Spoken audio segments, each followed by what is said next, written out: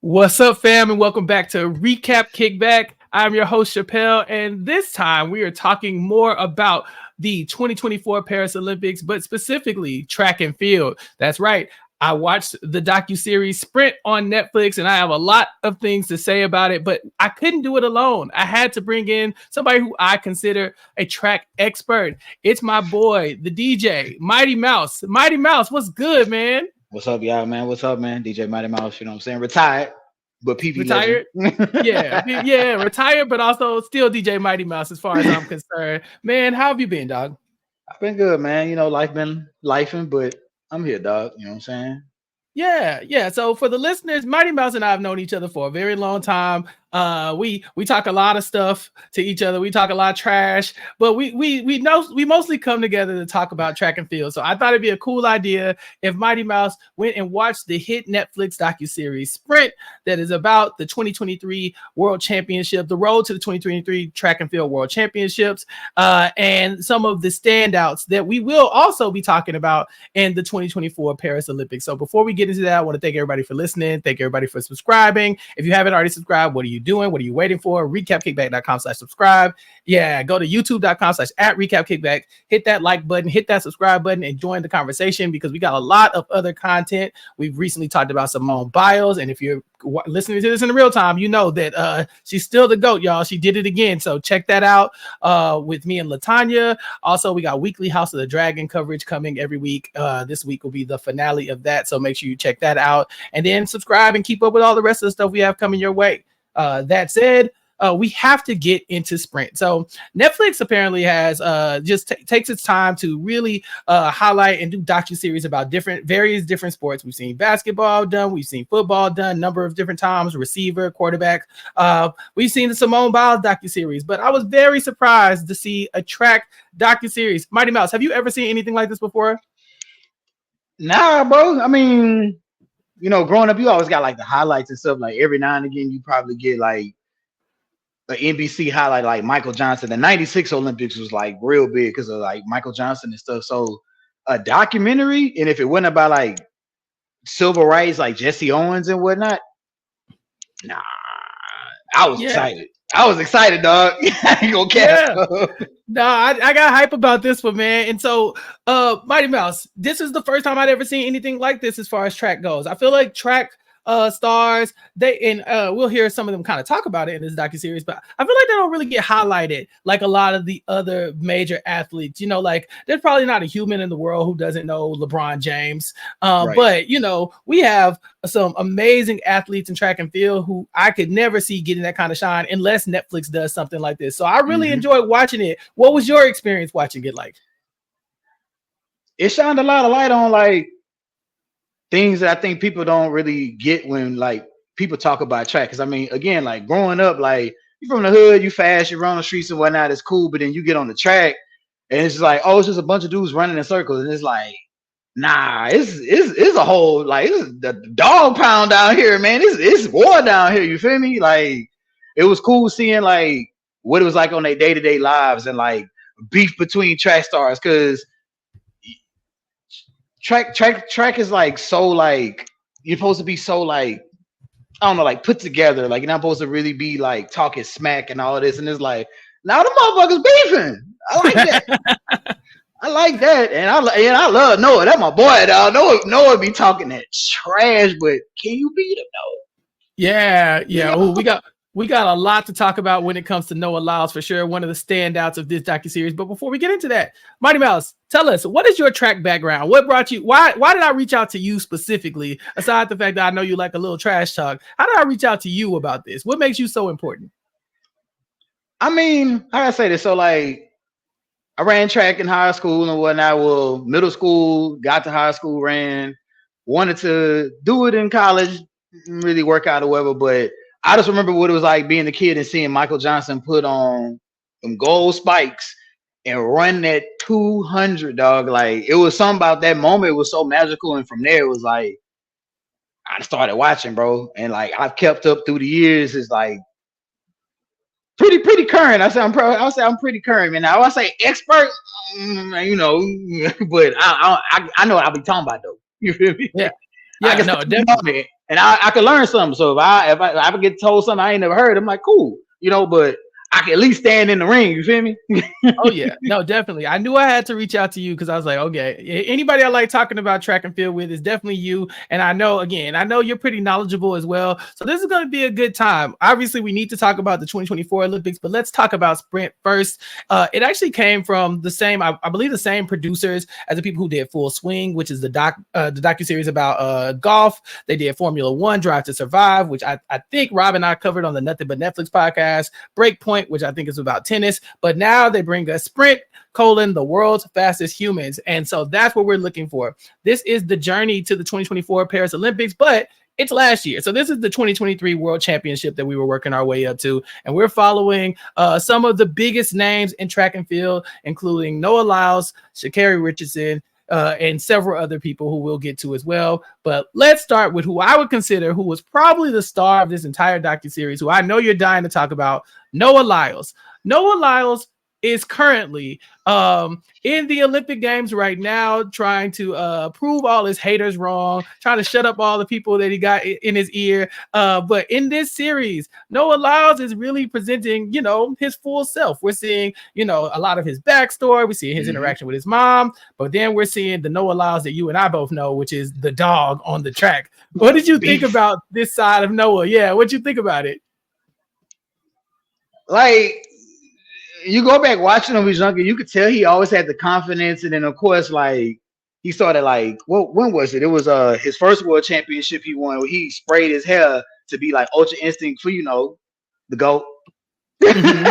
Yeah, exactly. and it was just like, okay, cool. Like he putting on for the nerds, all cool. But then like in this doc, I'm like, no, buddy kind of cocky, but like he like that though. Yeah, like, the boy, I think he's only lost 1-200 so far in his career. Like, it's pretty impressive, dog. Like, yeah. I ain't seen the likes of him probably since Usain Bolt, bro. Cool, for real. Like, for real. Yeah, speaking of Usain Bolt, I mean, we will see Usain Bolt throughout this docuseries. We'll see a number of track legends. You've mentioned Michael Johnson, but we'll see a lot of the GOATs, a lot of the ones that I know you and I have grown up watching, even some of the recent ones. Allison Felix was in this one too. I'm very excited to see some of my faves. But Noah's interesting because you're right. Michael Johnson, Usain Bolt, these are the people that Noah's chasing. He's trying to get these world records. He's trying to get these goals. He's trying to double 100 and 200. But Noah also gives us his backstory. I didn't know this. He struggled with asthma. Were you surprised to find out about that? Man, not the way that boy be running that too, no. Hey, because from things I was taught by one of my coaches, like he was like back in the day, like holding your breath coming up out of there and like holding that shit in as you come out and get your breathing pattern down. I'm like, bro, that's a long way. You running full speed, 200. That's crazy, bro. It's crazy. Yeah. So imagine doing that after the doctors have told you, like they did Noah, that, you probably can't even play sports. His asthma was so bad. His mom tells us they would just sit up at night and she would have to like just hold him because he would have so many attacks. So he went from that to being in contention to be the world's fastest man. But he will have a lot of competitors that we will have to talk about that could potentially stand in his way. I know you're ready to talk about this one competitor. Man. Yeah, we got to talk about it. So the series will outline Noah, obviously, but then we'll talk about his other competitors because Noah's trying to double. He's trying to do the 200 and the 100. So he has double the events and double the haters, double the people who are coming for his spot. And one of those people is Lamont Marcell Jacobs from Italy. Before you watch this, were you very familiar with Lamont Marcell Jacobs? I ain't never heard of Buddy. I know this man. Like, I'm gonna keep it real. Like, truly, the only sprinter I could say that like really had like caught my attention out of like the Europe area probably was Christopher Lamont. I think it's like he was French. He was a 200-meter runner.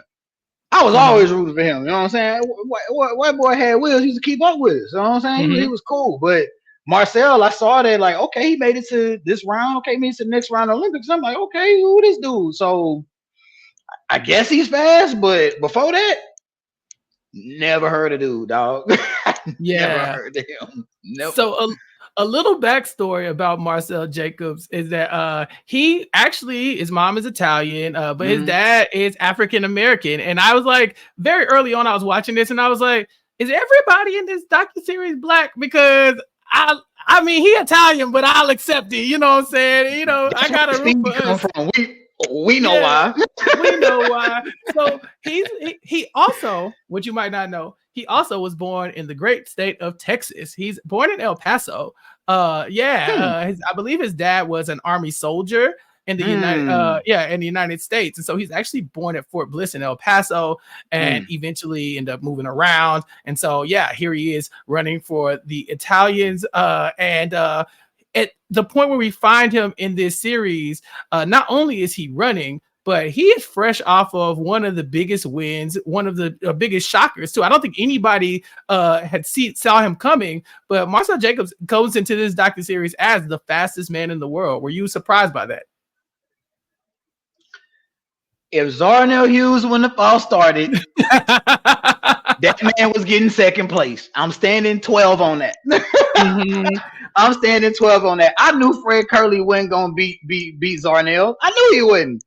And I definitely knew Marcell Jacobs wasn't gonna beat him. So when he fall started, it was like, well, it's anybody game. I'm rooting for Kerley, and Kerley ain't show up. Yeah, he didn't. So this was what? That was 2021. The 2020, but it was in 2021.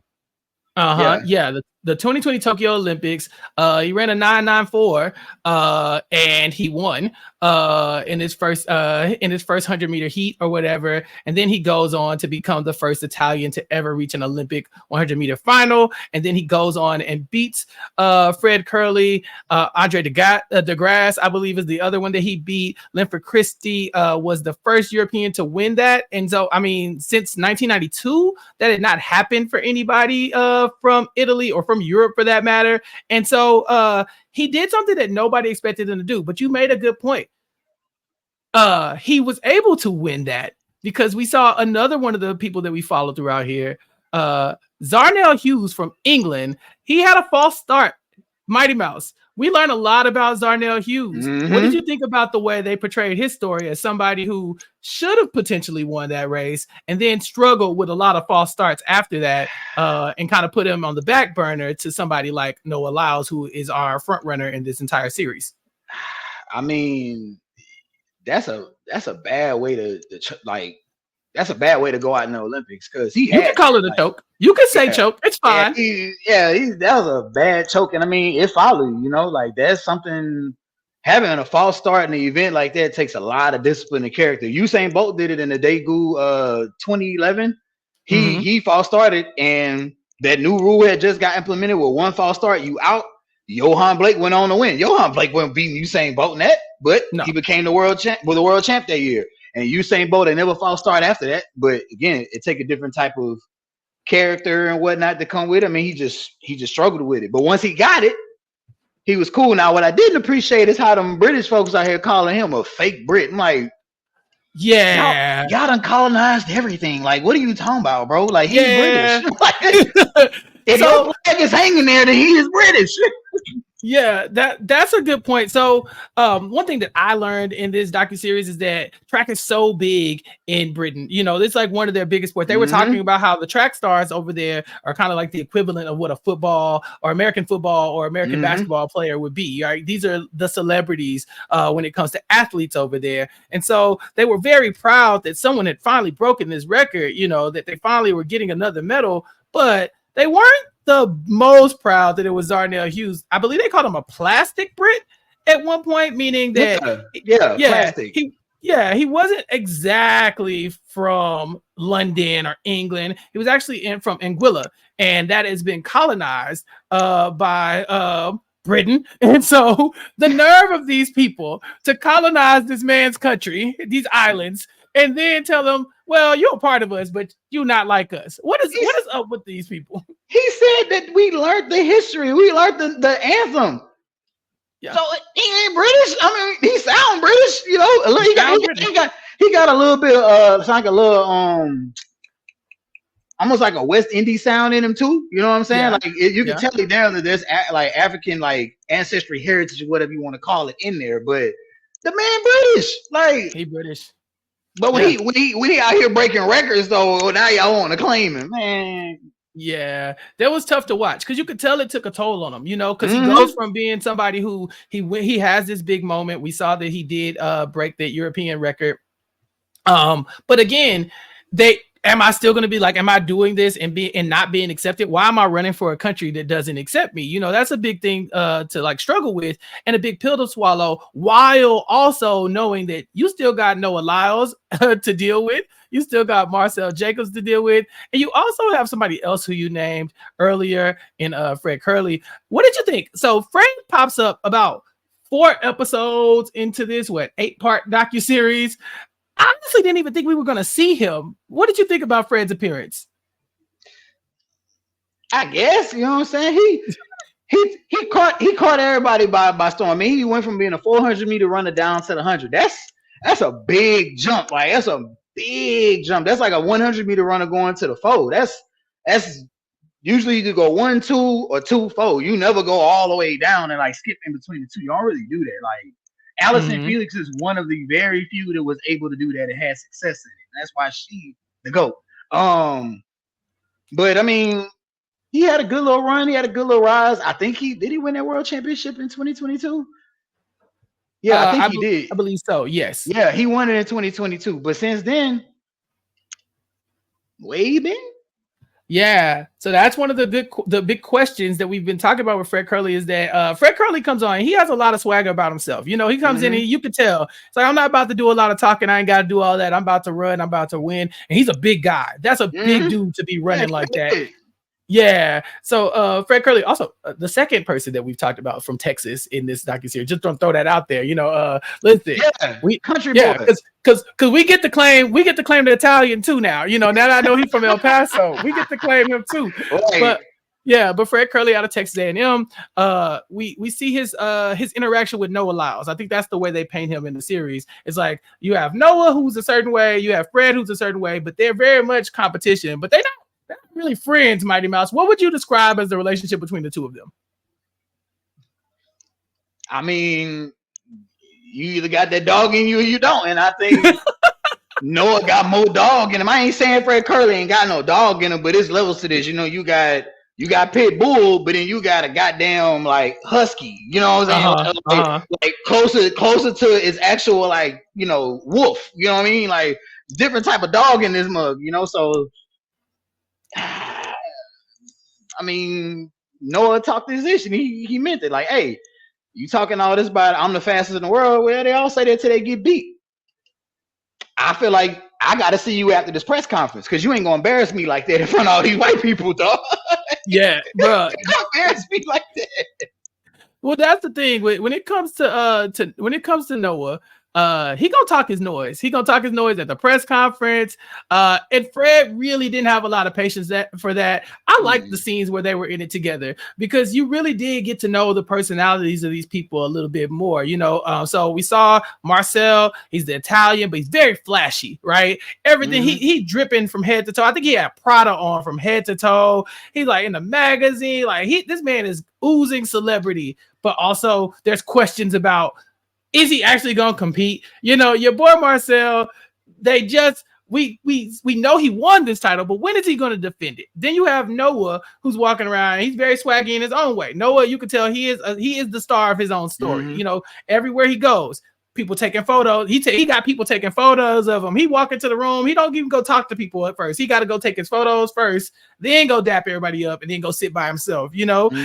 And then you got Fred, who doesn't do a lot of talking. Zharnel doesn't do a lot of talking. He's a little bit more peaceful probably than Fred. But we really do get to know each of their personalities a little bit. Did it change the way you looked at them, though, as runners?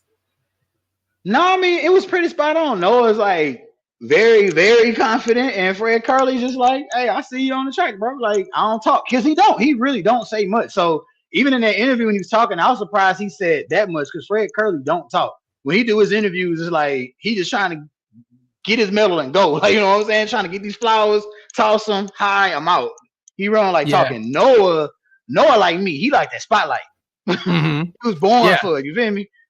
Oh yeah, Noah's a star. He really is. And one of the things that we'll see them that Noah will deal with throughout this is kind of how people are accepting his personality. Because even in the room full of all the other track and field people, when the track stars are sitting around, you see them sizing each other up. But a lot of them are talking about Noah, you know, and that it feels like to me, Mighty Mouse, that Noah can tell that he is the hottest topic because I think he's the guy right now, right? Yeah, bro. I mean, Of course, everybody talking about him because he back up everything he say, bro. Like the man is a real threat. Like he a real problem. This man said, "I'm coming from the 2, which I know nobody could beat me, and I'm gonna step on y'all now. Y'all, I'm on y'all neck now." Yeah, they talking because who ain't seen that boy acceleration? Yeah, now, is he the best starter? No, but if he get that start right, that boy got walk away from you speed, dog. Walk you down and walk away from. That's why him and Sha'Carri are disgusting on the track, bro. Like, I know we're gonna get to her, but oh yeah, we gonna make time for Sha'Carri. Make no mistake, because Texas holding in this one. All right, let me just say that. Man, look. Okay, but Noah, to me, I enjoyed watching him, but I really liked how he described his relationship with the 200 and the 100. He was talking about how the 100 is his mistress, but the 200, that's his wife. That's his main. That's the wife. Yep. Yeah, exactly. Because he's new to the 100. That's not really his bag, but the 200. You can tell that it's not even about running it. He understands that track when it comes to the 200. He was telling us in confessionals and stuff in his interviews. I can tell how they gonna run it. You know what I'm saying? I can look at you and see what you gonna do, how you should be running it, and where you going wrong, and that's how I'm gonna beat you. And throughout this series, we really watch Noah just pack people up left and right on that 200. How would you describe the transition from the 200 to the 100 for someone like Noah Lyles? Minimal error for mistake. The 200, you can rely on getting a bad start and coming up out that curve. However you run it, whatever lane you in, how hard you come up out that curve, gonna have you set up for the straightaway. So with Noah Lyles, he's had races where he's came out late, and by the time you get to the top of that stretch, he gonna walk past you. You can't give him no room to come and catch you. If he on your hip, he's going to walk away from you. In the 100, you got to be making your move. You got to have a perfect start, drive through the right phases, and then hope that you hold your top end longer than everybody. That's all it is. Who's gonna slow down the slowest? Yeah, and for me, I was watching it and I was thinking, okay, I want to be invested in each of them, but my attention just keeps getting drawn to Noah Lyles. You know, he's so young, but he's so talented. And you feel like you're rooting for him so much, knowing the background that he comes from, knowing, you know, about his struggles with asthma, seeing his family life. The show really does a good job of really saying like, nah, you should root for him, even when he's having his cockier moments. Because Mighty Mouse, one of the moments that stands out the most for Noah Lyles in a few years is his relationship with the press. Noah Lyles has gotten into some hot water because Noah's goal is to bring and shine a light on track and track athletes. He's like, why aren't we bigger names? We are international competitors. We represent our country. It's a team effort, yes, but a lot of our success is based on our own drive and our own will to win. And it's a lot of other sports that don't quite meet that same criteria. They get a little bit more glory and a little bit more fame than we do, specifically the NBA. So he does a press conference and he talks about how these runners are competing for the world championship because it's against the entire world. But he saw that people in the NBA were calling the champions at the time the World Championships, knowing that the National Basketball Association is in the United States. It's not exactly the world. And Noah called them out. Mighty Mouse, they were not happy with this man. That man stood on 10, and I support him. It's the truth. It's the truth. Hey, and if Lex, if you watch this, I'm sorry, bro, but I'm you know I stand on this. Track stars run around the world. They compete in the world championships every other year, then the Olympics every 4 years.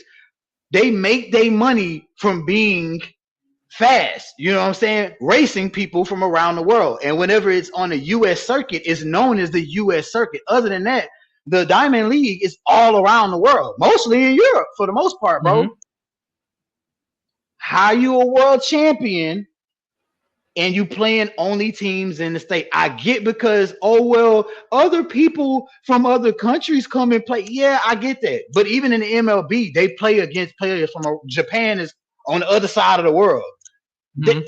He had a point. You know what I'm saying? I think that he was one of the first track stars to say it and was unapologetic. And I've been saying that, bro. Like, no, world champion mean you the best in the world. The world, literally. You know what I'm saying? The United States basketball team see that when they go and play in them exhibitions every now and again, and when they go to the Olympics. That's when they playing them boys around the world. And the US don't always be out here just skunking everybody. They be getting it handed to them too. That's you know what I'm saying? If you the best in the world, like you saying on this individual team with other players, not the ones you playing with now. It's a lot of different energies and attitudes and stuff. Like, track, you by yourself. It's me in this track. I'm my own player. Unless it's a relay. Yeah. You know what I mean? No, I completely understand where he was coming from too. Of course, people didn't like that. I get the counter argument, right? Like you were saying, the best players from other countries come to the United States to play in the NBA. They are dying to have a chance to play in the NBA. So I understand what they're talking about. Like if you have to put the NBA up against any other league, then the NBA is probably the best one anyway. So winning the NBA championship would by proxy mean that you are probably the best team in the world. But it's not the same as having to go and compete against those other teams. Because like you said, the NBA basketball team, the USA basketball team is not flawless when it comes to international competition. We have seen them not be successful every time, you know? So there's argument to make that just because you won in the NBA, that does not necessarily mean you would be the best team in the world. You were just the best team in the USA. I saw what Noah was talking about. Obviously, got a lot of kickback from that, a lot of pushback from that. But like you said, he's still on business. He's like, I said what I said. And then people were praying on his downfall, and you know it. They want this boy to lose so bad, MightEMouse. They do. They can be mad all they want, but I'm going to stay rooting for my boy. That man came out with Yu-Gi-Oh cards, bro. Who beating this man, dog? Yeah. I would have been standing like who buddy right here? You know, who that is? Yeah. The buddy weird. I'm not, come on, man. Like, people are just, they mad that he outspoken. That was the same thing with Sha'Carri. Sha'Carri is outspoken. And in track, you usually keep it quiet, you keep it pushing, because Sha'Carri pissed a lot of people off when she said in that interview, and she was cussing and whatnot and how she felt and talking about the media. She wasn't wrong though, but she also had a lot she was going through. But everybody was like, hey, you need to be quiet, you need to tone it down. Like, yeah, but she not wrong though, you know, like on the track part of it, like she not wrong. Like, we deserve to have the same light as everybody else. Like, what's up with it, man? Y'all treat y'all the way y'all treat us, and we human, bro. You know, like, man, I love track. No, listen, this is fun to talk about because you bring up Sha'Carri, and we've been dancing around it a little bit, but Sha'Carri is another one of the standouts in this series. Obviously, you and I are both gonna care a lot about that because, you know, she from the house as well. She's from Texas, and you know, we've watched her. We've watched her closely as she's ascended to up the ranks. But this is 2023. This is one of those pivotal years for Sha'Carri. You know, the one from the docuseries from Sprint, right? Says we get Sha'Carri off of the backs of like some embarrassing losses. I will go ahead and call them what they were. They were not. They weren't great. People were not happy with Sha'Carri. She was talking a lot of noise, but she, unlike Noah, she was not backing it up.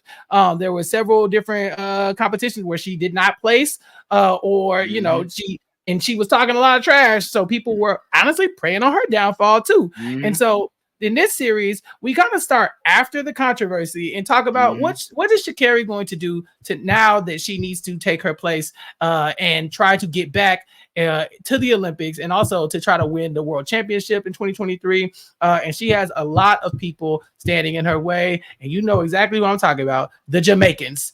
So, MightEMouse, we love Sha'Carri. But we'd be lying if we said we didn't love them Jamaicans too, man. No, Shelly Ann Fraser is arguably the greatest women's 100-meter sprinter to ever touch a track. I'm sorry. Like the record speak, they call it a mommy rocket for a reason. And then you got Elaine Thompson-Herah. They call it fast lane for a reason. You know what I'm saying? When she healthy, y'all saw the race with Sha'Carri in that race with them Jamaicans. That woman walked away and ran the second fastest time in history. And then you got Shericka Jackson, who was, you know what? I lied. I got to say, I said Allison Felix. I forgot the Shericka ran the 4. She got medals in the 4, the 2, and the 1. Yeah. She a problem too. This is tough. This is tough competition for Sha'Carri. It's major, dog. Yeah, this is tough. Because the USA and Jamaica has had like a history of a rivalry on the track. You know, if it's not the US, it's Jamaica. And when it comes to women's track, those are the two factions. Sha'Carri is our leader for the United States, but we got 3 people to contend with over in Jamaica. You mentioned Shelly-Ann Fraser-Pryce, one of the most decorated sprinters of all time. The most world championships, more than anybody else. I mean, this woman is a legend. Bro, she like 36. You know, she's not even that old. Dog. And she old for track, but not that old in life, bro. Right. And so she like, I still got years to go. I love seeing Shelly-Ann Fraser. I did. I love her. I love watching her. She's so fun. She seems like she's having a good time. The crowd loves her and stuff like that. But I learned a lot about some of the drama and stuff that Shelly-Ann has dealt with in her career when it comes to Team Jamaica and her actual team that she practices with. Were you familiar with any of this? Bro, because they was always running. They was sweeping so much that you thought that everybody trained together. Kind of like what it ended up showing. Like they was always winning everything. I mean, from like 2008. So now, really till Sha'Carri really showed up on the map, the Jamaica's been running it. Yeah, sweeping damn near at least 1-2 every time. You know what I mean? And Shelly-Ann won the last 5 or 6 world titles out of the last 7. Like, I mean, like they all got medals, so it makes sense, I guess. You know, you got the Mommy Rocket, who's already been established as one of the greatest Jamaican sprinters of all time, arguably, and then you got Elaine Thompson-Herah, who right on her neck, you know what I'm saying? She the second fastest woman to ever live all time.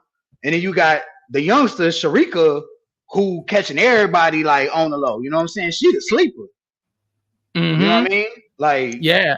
And it's funny because we have Stephen Francis is the coach for the Jamaicans, for the Jamaican team. I think he's led probably more world championship winners in any in any country. You know what I'm saying? The Jamaicans, he's like got like a track and field factory with Team Jamaica. But there has been some issues. We know Shelly-Ann was like the it girl. She was the one that everybody was trying to beat. However, we do see the emergence of Elaine Thompson at one point, and that starts to cause some friction, causing Shelly-Ann to eventually leave her representation and her team to go and coach herself. To find a different coach, obviously, and to move on from there, leaving Elaine as the new it girl. What you think about Elaine in this series? Yeah, because I think that's a tough spot to jump into, but then knowing that she will eventually also leave and go have her husband as her coach, that's very interesting to me. It was cool learning more about Elaine because again, Elaine emerged like in 2016 when she won that gold medal in what was it, in Brazil, in Rio.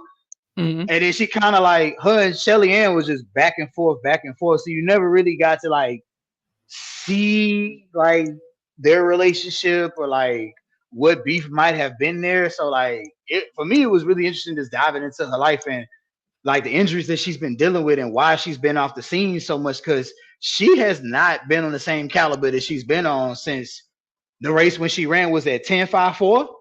10.54, second fastest ever. Like she has not been in that.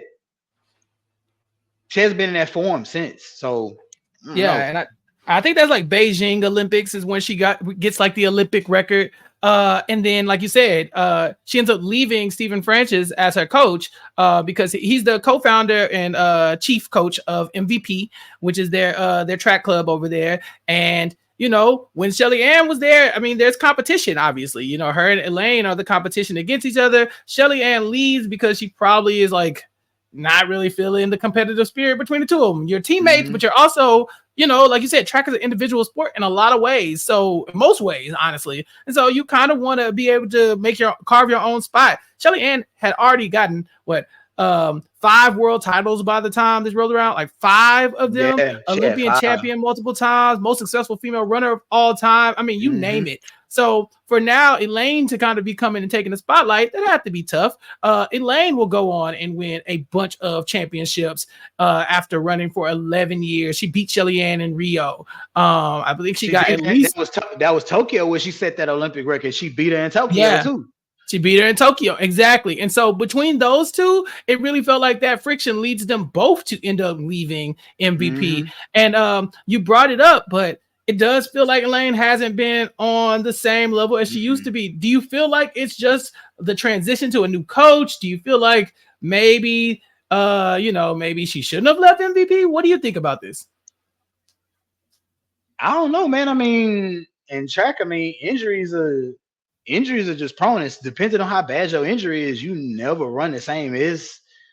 It's tough. So I don't want to say it may be coaching because, you know, people change coaches all the time and they have success and whatnot, you know. So I think it's just the injuries. I think whatever she had recently is really, she's had a hard time coming back from because she doesn't accelerate like she used to. Like she don't keep her top end as long as she used to, where she would just pull away from people, you know? Yeah. So I hear you. People change coaches all the time. But MVP has gotten at least 130 gold medals. Now, let me finish. 130 gold medals. This is the group that they brought us Shelly Ann. They brought us Elaine. And when Elaine left, they said next one up, and we got Shericka Jackson. Now, listen. Shericka showed up, and they was like, oh, who is this new chick? Who is she? She's obviously not Elaine. She's not Shelly Ann, but Shericka ain't playing with y'all. Okay, Shericka runs. Okay, and we'll see in this series. Nah, she ain't one to mess with, man. I loved it. I loved it because it makes you wonder: is it the coaching? Because I mean, it seemed like they not running out of winners over there on Team Jamaica. Yeah, those are facts. These are facts. These are facts. These are facts. These are facts. These are facts. Ever since she left, that I don't know, she had been running with MVP since when she was running the 4, but whenever she transitioned to the 2, that was the most genius thing they could have done because the girl was born for it, and her form that she ran with, her top end speed is different. It's something Shelly Ann hadn't really experienced since Elaine. You know what I'm saying? Like her and Elaine have squashed each other multiple times, but the first time she raced, what was that? That was the what's it? No, this was Budapest. So we talking about 2023. No, you don't take that back. Shelly Ann won in 2022, and I think Shericka was in that final when she won. Shericka won in 2022. She got gold after winning in 2022, which is why she wanted to double once this docuseries rolled around, I believe.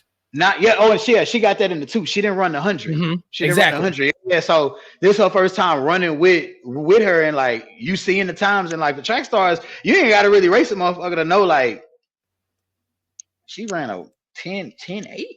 I'm like, okay, consistently 10-7s here and there. Like, oh, she's just starting this out. Something to watch. You know what I'm saying? The Mommy Rocket still got it, but she got that start, but that speed starting doing this a little bit. Yeah. Sad news about Shericka. We both have talked about this recently just amongst ourselves, but it's 2024. The Olympics are upon us, and you brought it up earlier.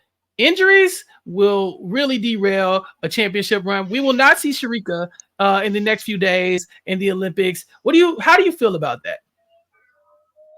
I ain't gonna lie, it sucked because I wanted to see the rematch. Yeah. No disrespect to the Mommy Rocket, but truly, this was gonna be Shericka and Sha'Carri running it back for a third time on the 100. And Sha'Carri has won. She's 2-0 at this point and got a medal, you know, from the other one. So it's like now her pulling out on the cool, all Sha'Carri got to do is have the best start of her life. Her speed gonna do the rest. Her top end speed is like nothing I've ever seen, bro. Like man, bro. Like all she gotta do is get out in front of Shelly or get out with Shelly, and she good. Golden. Yes. I would say Olympic record watch. I don't know about world record, but I will say Olympic record watch. When it comes to injuries, how do you feel about injuries as far as someone's legacy? So we saw that, you know, Marcell Jacobs gets an injury. He will not bounce back from that during this time of this docuseries, and he will never be back in the conversation for being the fastest man alive. We also now know that Shericka will not be competing in this Olympics or whatever. Do you feel like if you don't beat the best, that you're really not the best yet, or do you just have to beat the best when you can beat the best? I feel like when it's your time, you take advantage of it because injuries happen, and I think Shericka still might be running the 2. I was reading on that today. I don't know. Yeah, I think it's tough because wasn't it an ACL injury? Was it? What was her injury? It was something with her leg. It was something with like her leg. It's a leg injury. So I know they were saying that she pulled out the one because she wanted to focus on the 2. She says she feels good, but I know there's a little bit of hesitancy there. So either way, if she pulls out like that shakes everything. I mean, it clearly makes Sha'Carri the favorite in the 100. And now in the 200, it could go whoever got it, either Julian Alfred or Gabby Thomas or Sha'Carri. It's gonna be out of one of them 3 now if she pull out the 2. Yeah. So like with Marcell Jacobs, like I still stand on what people been saying. Fluke. I've been saying. I mean, because he was already pulling out of stuff and blaming it on injuries and stuff. And it's like, nah, you just not showing up. You got the medal. You just showed up. And I feel like you don't want to be known for like getting your medal and like and running away. You disappearing like you ain't really competing no more. You know what I'm saying? Because then it's just like nobody really remember. You know what I'm saying? And it ain't like and it's like overall. You know what I'm saying? So like he'll be a legend in his country, but like nobody gonna really talk about the 2020 Tokyo Olympics like gold medalist. If you got Noah Lyles out here whooping everybody ass for the next couple years, you know, it'll come up in highlights. Kind of like old girl from Belarus in the Sydney Olympics. Lauren Williams was the favorite to win that. And that white girl came out of nowhere and got her a gold medal. First gold medal for a country, never heard from her again. She competed a little bit and she disappeared. You know what I'm saying? Like that's the only time you remember that. Other than that, you know the GOATs. Shelly Ann Frazier, you know, Elaine Thompson-Herah, Allison Felix, Sonia Richards, you know, like the names of the legends, you know? Yeah, you really put your legacy at risk when you refuse to run again. But like you said, those injuries will make it difficult for you. I think we're about to look at the Marcell about the same way. Like, I think it's a wrap. I think it's time to put the cap on that. But as far as Shericka Jackson, as far as I know, she might still run the 200. And it's tough for me to know that she's injured because this docuseries low-key was leaning into not only is she going to win the 200, but she was looking at trying to break that record. This record that was set by Flojo years and years ago, okay? No one's touched it. No one's touched it. But Shericka Jackson, I mean, she's knocking on the door of these numbers every time we see her run. And to know the front door. So it's like, not only was she going to win, but she was trying to make history. And so it's really tough to see that she won't be doing that. But there was a moment where I started to question, I don't even know if she's who I would even be looking at to win that anymore because Gabby showed up. Don't sleep.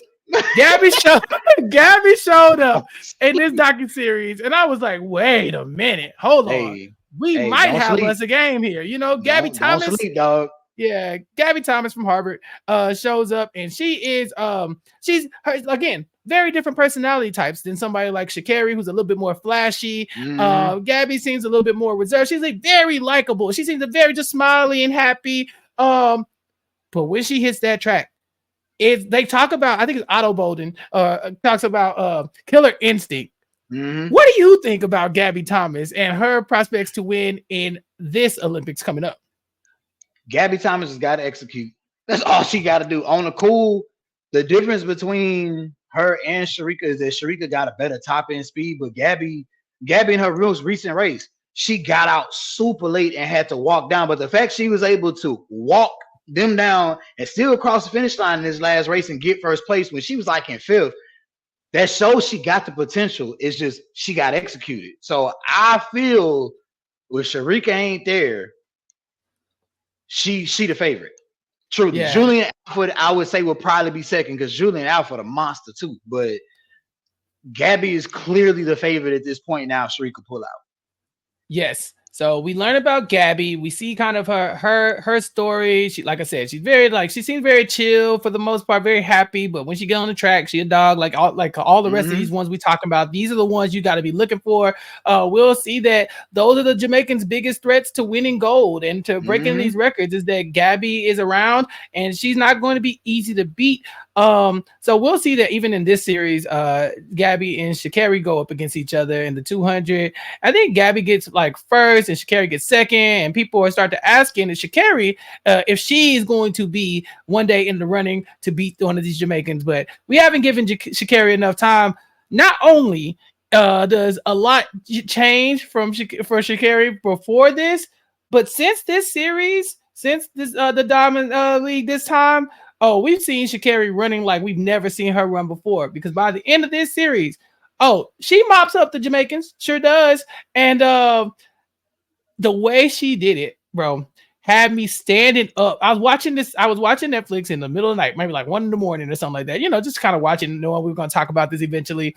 And I've gone through all the episodes and they show Sha'Carri. And I remember this. I even think me and you talked about when Sha'Carri had started kind of faltering a little bit toward the World Championship. But we saw she got into the finals on time.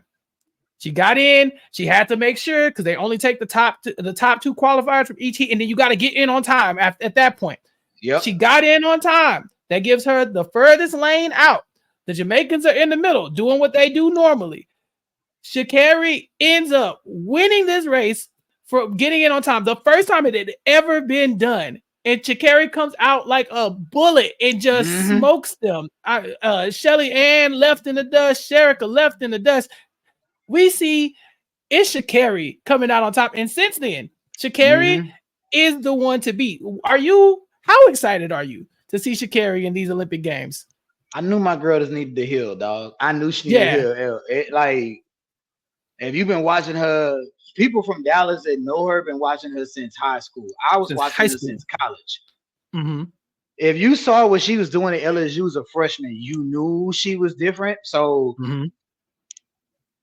the first year going pro, it was it was the shakes. You in the pros, you run against these fast people, cool.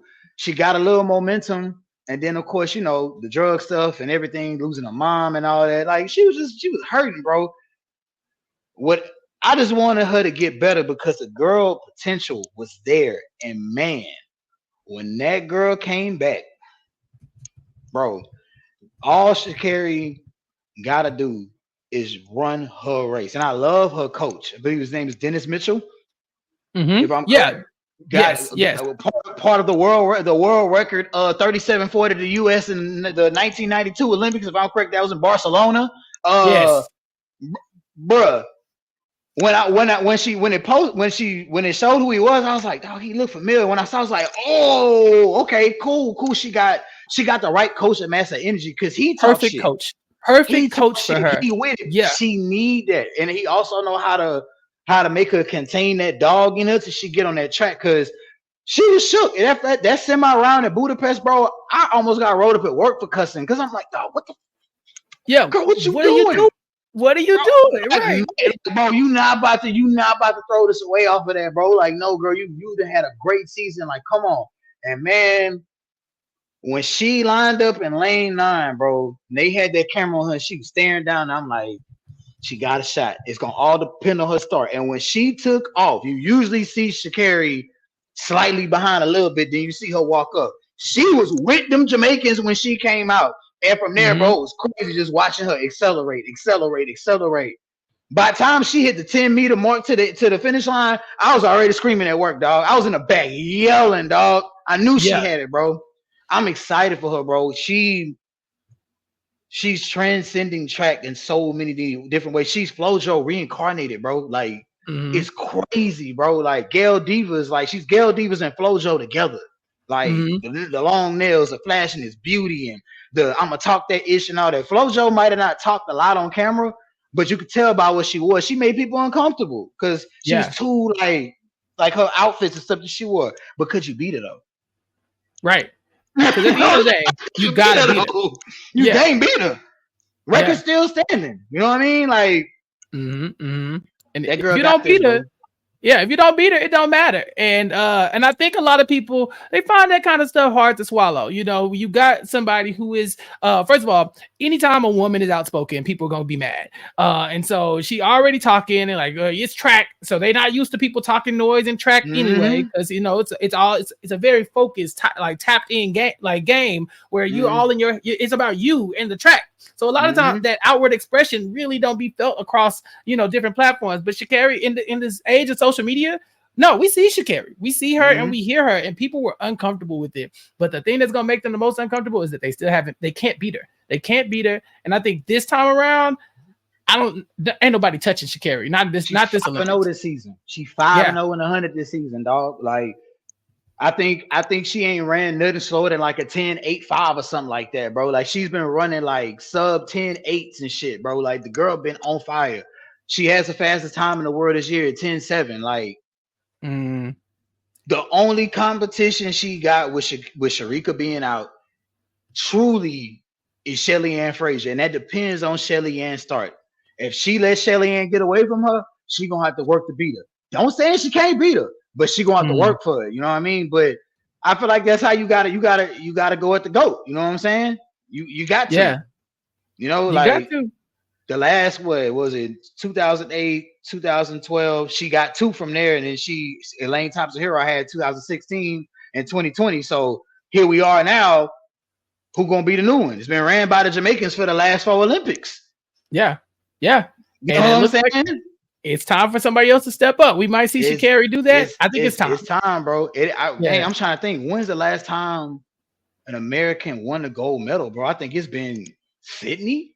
Well, yeah, that was another cool moment. You know, when Sha'Carri wins the world championship in this docuseries, there's a moment where you see Shericka and you see Shelly-Ann walk over to her, and they like, yeah, you couldn't wait to get that medal. And she said, it's your fault I had to wait this long. You know, like, bro, how do you can't get your gold medal because one person is standing in your way. You know, it's like, it's like all those basketball players in the 90s who were just like, can Jordan retire? You know, is it time?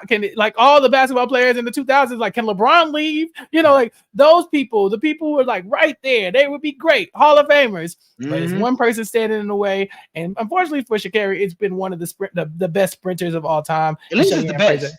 Yeah, at least it's the best, you know. On the world's biggest stage, like it's the Olympics. Like you beat Shelly-Ann Fraser-Price, and not only if you beat Shelly-Ann Fraser-Price, you run what's the Olympic world record? The Olympic record, I think it's like 10.6 or 10.61. She run 10.59. You didn't erase Elaine Thompson's record, and now the records are both owned by US again. Come on, dog. You've ended the reign of the Jamaicans. She got it, bro. Yeah, that's one of the big stories about this. That's one of the big stories. Bro. Yeah, I think she can do it, man. We also have to finish talking about Noah Lyles. Noah, series, you know, he's trying to double. At one point, it does look like there might be some issues. Now, we see at the World Championship, Noah Lyles ends up, I think he runs the 200 first, and he goes in, he runs the 100 first, and I think he wins the 100.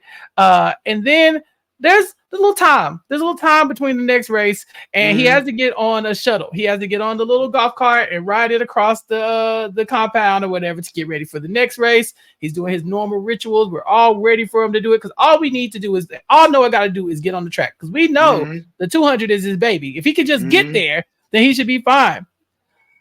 Noah Lyles gets in a golf cart accident. Were you aware of this in the real time, like when this was happening? Yeah, because when it happened, I saw it pop up, and I was like, bro, he's straight. And it was like, nah, it was like they were like waiting on like the story to build and everything. I'm like, dog, like, come on, like Noah can't get hurt, bro. Like this is like, come on. That's the whole reason why I'm up watching this race. I ain't trying to watch for nobody else. I'm watching for him. So when they said that it was only like one person that got like injured, and they showed the clip of Noah like kind of jumping up as it hit, I was like, "Whoo, Lord protect them legs." That's boring, dog. Yeah, I said we got too much riding on this man. Okay, he's supposed to carry the flag soon. There's so much shit for us right now, dog. Like, come on, US. Yeah. So this was prior to him running the first race. So he gets in the accident. So everybody's around. He runs the first race. It goes great. He wins the 100. But then we know he's trying to double. His goal is to double. And so they start to wonder, okay, does he bounce back from the second, for the second race? Because I think one of the other competitors had a piece of glass in their eye. He got glass in his eye. That could have easily been Noah Lyles, and so the fact that he was trying to get that done and also almost got in a freak accident. I mean, I had never heard of nothing like that. Like, how does a golf cart hit another golf cart? Like, bro, just drive straight. What are you doing? Right. Yeah. I think Michael Johnson says at one point, like, you have one job, and that was to not hurt the other people. Like, how did you miss this? Like, you weren't supposed to hit them. So we see the tension is building up.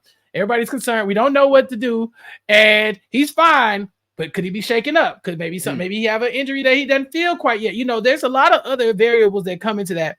But Noah does what he does best. He goes out, he mops up the 200, and then the stage is set. He just doubled at the World Championship, and now he wants to double again. So Noah is running the 200 and the 100 as well, right?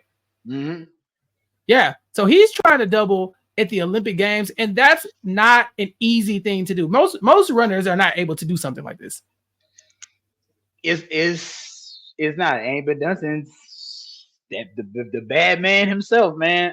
I never was a big Usain Bolt fan, but I can't deny, like, but you can't deny it, bro. You can't deny it, because every time there's a reason why ain't nobody touching them records, man. Because it's just just leave people in the dust. It was moments where he looked like he turned around and waved to his competitors. Like, he had that much of a lead on them. But to Noah's credit, I don't know if we've seen Noah will pull up in the middle, like before a race is over. He'll start waving to the crowd and stuff like that too. And that frustrates me, because what we taught. You run through the finish line. All this showboating and pointing and stuff like that. Imagine what your time would have been if you'd have ran through the line.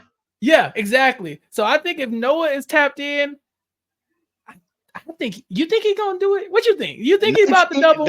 19. I think he can double. I honestly think. Now, wait. Let me say, the only sleeper in the 100 that he got to worry about is this young cat out of Jamaica. I forgot his name, but Buddy got the world's fastest time this shit with 9.77, and he look official, dog. So I think he gonna have some competition. So it all depends again with Noah. It depends on his execution. If he has a great start, ain't nobody beating him. Ain't nobody beating him. But 2 definitely, he definitely getting the 2. But the one is still like is in his favor, but.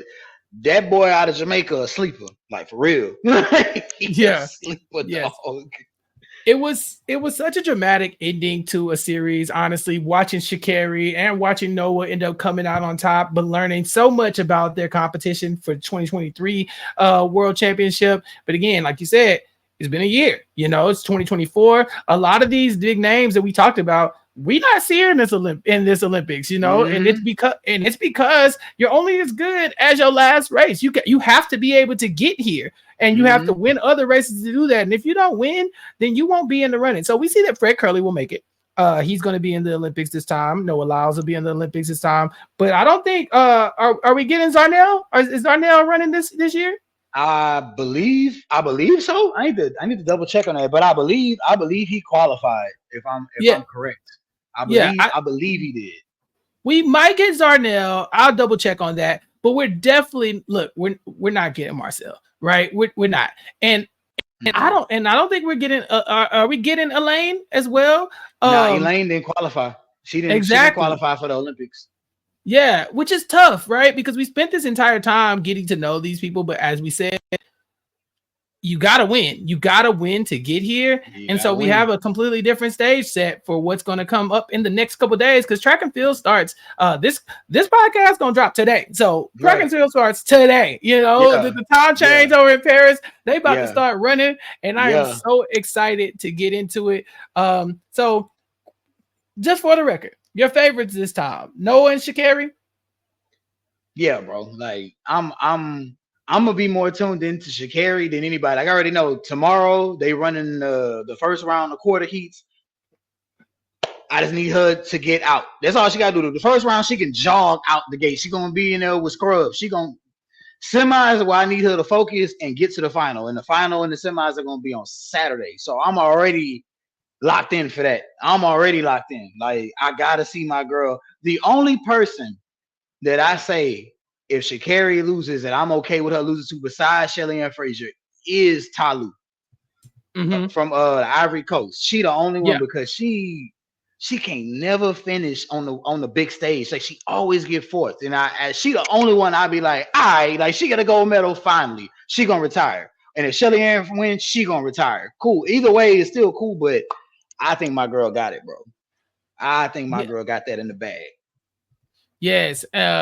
About the retiring part, do you think that this will be Shelly-Ann Fraser-Pryce's last Olympics? She announced it. She said this was her last time going for gold. It's her last time, bro. She's 36. I mean, usually it's not really that many women that have ran that long. Like men-wise, you got like Justin Gatlin. That motherfucker couldn't retire. He ran till he was like 39, but buddy was still running sub. He was still running. Justin was pushing. You know what I'm saying? Yeah, like Justin was pushing. Yeah. Buddy was still doing it, but like, you know, she done dedicated her whole life. She been doing it since 08. You know what I'm saying? Like she been winning championships since 08. So it's time, you know, and I think this will be her last one. Either way, she gonna come off with a medal. Like, yeah, she's gonna walk out with a medal. Which one will it be? We don't know, but she's walking out with a medal. Oh, she got a medal collection. You know, I like when they asked her, they're like, when you don't say you don't want to retire, like, don't you have enough medals? And she said, nah, what? Enough? I want more.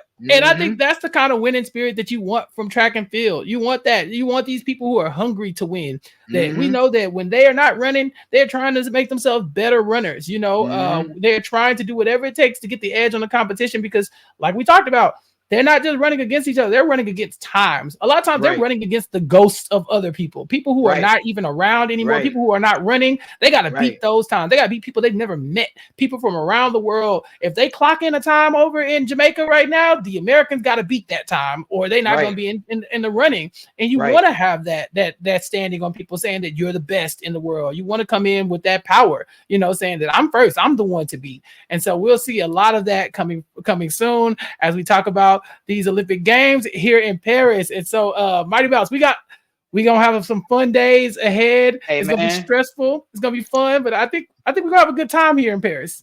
I'm calling it world record watch for the 4x1 for the women's. Yes, world record watch. I'm telling you, you put Melissa Jefferson on first leg coming out the blocks, give it to TT Terry down that backstretch, hands out to Gabby Thomas on that curve, to Sha'Carri on the back. Dog, world record watch. They just got to get their handoffs right. They just got to make sure their handoffs on point. World record watch. Carmelita Jett and them world record is going to go down. I promise you. I promise you. Ooh, them last two legs is nasty, man. Them last two legs is nasty. Hey, look, TT might make it to the finals and she might not get a medal, but she running a mean backstretch. So TT walking out with a gold medal regardless. You feel me? Yeah. So, did you catch TT was in the docuseries too? You know, they were showing her a few times. She was chilling. I've been with TT, dog. I've been rocking with TT, boy. Man, MightEMouse, this has been so much fun. But yes, for all the listeners, that was Sprint. And kind of our projections for the 2024 Paris Olympics track and field. We talking straight. We're talking the runners here. You know what I'm saying? We didn't come here to talk about all the field events. We didn't come here to talk about the distance. We're talking about who is going to be the fastest one to put their feet on the pavement and win the biggest race of their lifetimes. And so this has been a great time talking to you, DJ MightEMouse. I've totally enjoy watching Sprint. If you haven't watched it, what are you waiting for? Go check it out and then tune into the Olympic Games to make sure that you're caught up on what I'm going to consider what will be a very, very exciting Olympics for track So Mighty Mouse, what else you got going on these days, man? Man, I'm out here living, dog. I'm out here living. You know, I'm retired. You know what I'm saying? I don't be spending no more. But you know, I'm working on maybe not homecoming this year, homecoming next year. Me and my boy Lex, we talking about getting us a little RV, and you know, might have to bring the tables out, man. You know, Okay. do that thing for the one time. You know what I'm saying? For us, you know what I'm saying? Yeah. For us. I just found out where I'm sleeping at homecoming. Okay, this sounds good to me. I'm just saying, man, you know, but I ain't even been up to nothing, man. Just out here living life, man. That's it. All right, Mighty Mouse. Well, this has been so much fun. Ladies and gentlemen, make sure you follow DJ Mighty Mouse on all social media platforms at DJ MightEMouse, MIGHTE Mouse. You can follow him and keep up with what he's got going on. Like he said, retired, but you will see some unhinged tweets in these next few days about track and field. I guarantee it. As for me here on Recap Kickback, you of course know to follow us. If you're not already following, what are you waiting for? At Recap Kickback on all social media platforms. Make sure you subscribe to the podcast and make sure you keep up with all the rest of the stuff we have going on here on Recap Kickback. As I was saying earlier, we still have our House of the Dragon coverage here on Recap Kickback. We also have Nothing But Netflix, the podcast I do with Rob Sister, you know, where every week we talk about Netflix shows. Last week we did the Dirty Pop docuseries about the boy bands of the 90s and how it was basically a big old Ponzi scam with NSYNC and the Backstreet Boys and all the rest of them. We had Lavina Pavel on as our special guest. We also cover Below Deck on RHAP every week. Me and Sasha, 3 p.m. Eastern on YouTube live. And then, of course, here, Recap Kickback Podcast, where we're just bringing more content from me to you. Coming soon. Bel Air season 3 is coming. Puya and I will be covering it here on Recap Kickback. Latanya and I will be checking in about the Olympics, and we'll be bringing you much more coverage after this. But for Mighty Mouse and for myself, you ain't got to go home, but you definitely can't stay here. We will catch you all next time. Peace.